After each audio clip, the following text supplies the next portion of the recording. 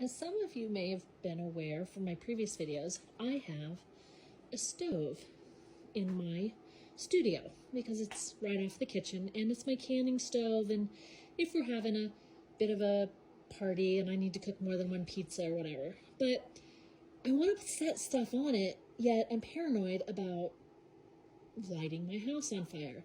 So anyway, we got this really cool board off of Amazon, I think, and it's just a little thing. It's designed, but then I was like, oh well, I'm going to need to do something with this. Like, we're going to light the bottom of it on fire if the oven or if the stove accidentally turns on. So along comes my daughter with my grandbabies, and she says, oh, you just pull the tops off.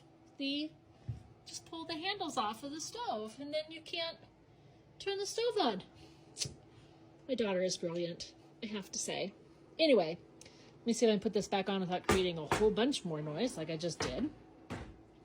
So now I have a nice flat surface in which to do things in my sewing room, and I'm less likely to accidentally burn the house down.